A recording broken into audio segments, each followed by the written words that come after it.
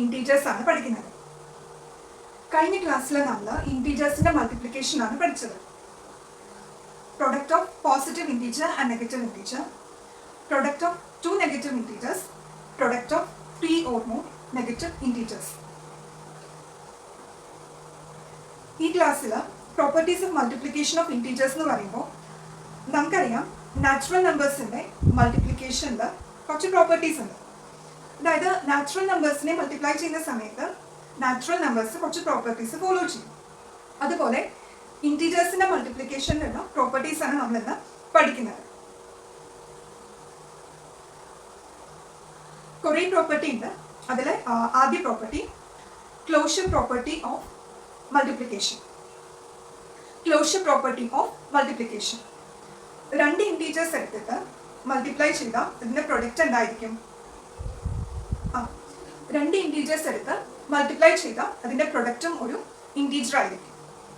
അപ്പം നമുക്ക് പറയാം integers R closed under multiplication. Second property commutativity of integers. അതായത് രണ്ട് ഇൻറ്റീജേഴ്സ് എടുത്തിട്ട് അത് ഏത് ഓർഡറിൽ മൾട്ടിപ്ലൈ ചെയ്താലും നമുക്ക് കിട്ടുന്ന വാല്യൂ സെയിം ആയിരിക്കും.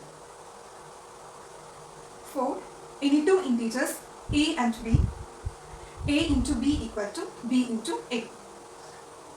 ഒന്നുകൂടി പറയാം. ഫസ്റ്റ് പ്രോപ്പർട്ടി ക്ലോഷർ പ്രോപ്പർട്ടി, അതായത് ഏത് രണ്ട് ഇൻറ്റീജേഴ്സ് എടുത്താലും ആ രണ്ട് ഇൻറ്റീജേഴ്സിൻ്റെയും പ്രൊഡക്റ്റ് ഒരു ഇൻറ്റീജർ ആയിരിക്കും. Second property commutativity of multiplication. രണ്ട് ഇൻറ്റീജേഴ്സിനെ ഏത് ഓർഡറിൽ മൾട്ടിപ്ലൈ ചെയ്താലും നമുക്ക് കിട്ടുന്ന വാല്യൂ സെയിം ആയിരിക്കും. ഇനി തേർഡ് പ്രോപ്പർട്ടി മൾട്ടിപ്ലിക്കേഷൻ ബൈ 0.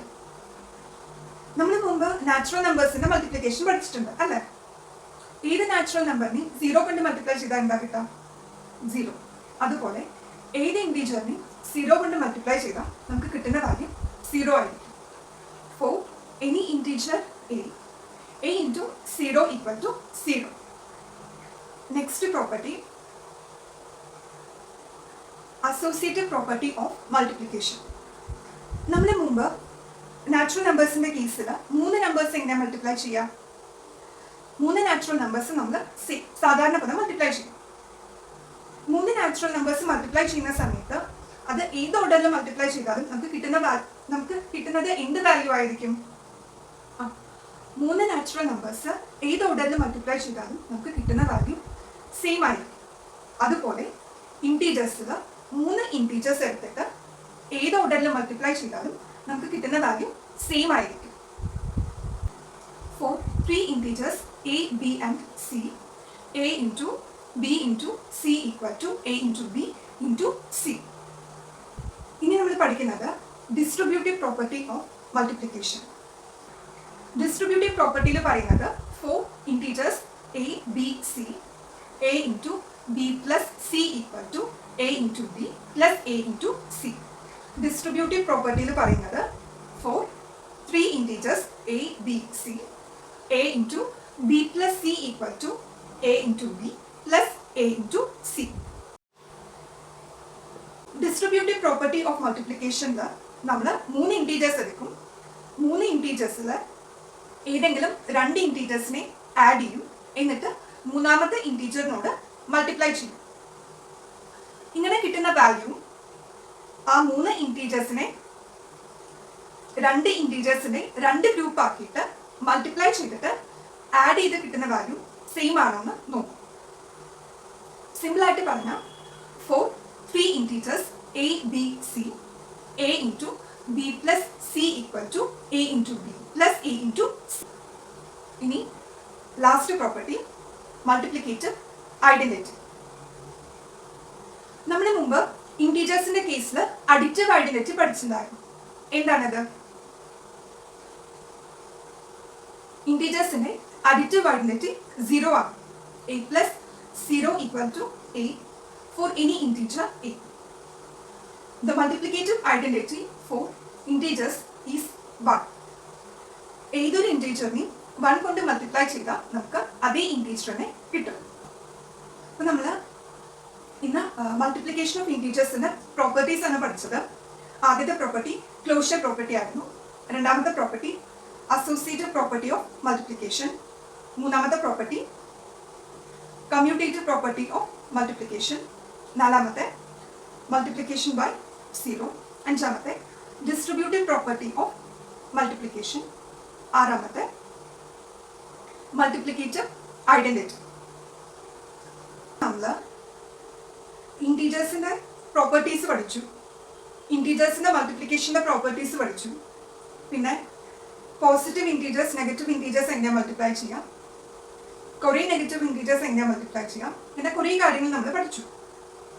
ഇപ്പം നമ്മൾ പഠിക്കുന്നത് വലിയ ഇൻറ്റീജേഴ്സ്. വലിയ ഇൻറ്റീജേഴ്സ് എങ്ങനെ നമുക്ക് ഏറ്റവും സിമ്പിളായിട്ട് മൾട്ടിപ്ലൈ ചെയ്യാം. 2 ഡിജിറ്റ് ഇൻറ്റീജേഴ്സിൽ വലിയ ഇൻറ്റീജേഴ്സ് വരുമ്പോൾ നമ്മൾ എങ്ങനെയാണ് മൾട്ടിപ്ലൈ ചെയ്യുക? നമ്മൾ സാധാരണ ഇൻറ്റീജേഴ്സിനെ മൾട്ടിപ്ലൈ ചെയ്യുന്ന പോലെ 2 ഡിജിറ്റ് വലിയ ഇൻറ്റീജേഴ്സിനെ നമുക്ക് മൾട്ടിപ്ലൈ ചെയ്യാം. പക്ഷേ അതിൽ ഒരു ഇൻറ്റീജറിനെ നമുക്ക് വേറെ 2 ഇൻറ്റീജേഴ്സിനെ സമ്മായിട്ട് എഴുതാൻ പറ്റുകയാണെങ്കിൽ കുറച്ചുകൂടി എളുപ്പമാകും. അതായത് 2 ഇൻറ്റീജേഴ്സോ 2 അതിൽ കൂടുതൽ ഇൻറ്റീജേഴ്സോ മൾട്ടിപ്ലൈ ചെയ്യുന്ന സമയത്ത് അതിൽ ഏതെങ്കിലും 2 ഇൻറ്റീജേഴ്സിനെയോ ഒരു ഇൻറ്റീജറിനെയോ വേറെ ഏതെങ്കിലും 2 ഇൻറ്റീജേഴ്സിൻ്റെ സമ്മായിട്ട് എക്സ്പ്രസ് ചെയ്യാം, എന്നിട്ട് മൾട്ടിപ്ലൈ ചെയ്യാം. ഇങ്ങനെ ചെയ്യുന്ന സമയത്ത് നമുക്ക് ഡിസ്ട്രിബ്യൂട്ടീവ് പ്രോപ്പർട്ടി ഓഫ് മൾട്ടിപ്ലിക്കേഷൻ ഉപയോഗിക്കാൻ പറ്റും. ഡിസ്ട്രിബ്യൂട്ടീവ് പ്രോപ്പർട്ടിയിൽ എന്താ പറയുന്നത്? Distributive property of multiplication tells that for 3 integers a, b, c, a into b plus c equal to a into b plus a into c. നമുക്ക് ആദ്യം ഒരു എക്സാമ്പിൾ നോക്കാം. 20 into 28ന്റെ value എന്താ? 20 28ഉം integers ആണ്. 20 into 28 എന്താ value? 20 into 28 simple ആയിട്ട് ചെയ്യാൻ വേണ്ടിയിട്ട് നമുക്ക് 28നെ 20 plus 8 റെപ്രസെന്റ് ചെയ്യാം, എന്നിട്ട് മൾട്ടിപ്ലൈ ചെയ്യാം. 20 into 28ന്റെ വാല്യൂ 560 ആണ്. Next example 40 into 47. What is the value of 40 into 47? We can express 47 as 40 plus 7. Then we can calculate the value of 40 into 47 as 40 into 40 plus 7. നമുക്ക് നോക്കാം. The value of 40 into 47 is 1880. Next example 50 into 59. 50 into 59ന്റെ value എന്താ? 59നെ നമുക്ക് simple ആയിട്ട് 50 plus 9 represent ചെയ്യാം. എന്നിട്ട് 50 into 59 എന്നത് 50 into 50 plus 9 use ചെയ്തിട്ട് ചെയ്യാം. The value of 50 into 59 is 2950.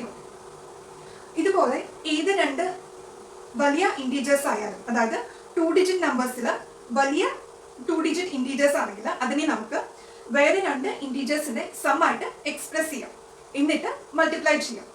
അങ്ങനെ കിട്ടുമ്പോൾ നമുക്ക് പെട്ടെന്ന് കാൽക്കുലേറ്റ് ചെയ്യാനായിട്ട് പറ്റും. നെക്സ്റ്റ് ക്ലാസ്സിൽ നമുക്ക് നെക്സ്റ്റ് ടോപ്പിക്ക് പഠിക്കാം. Thank you.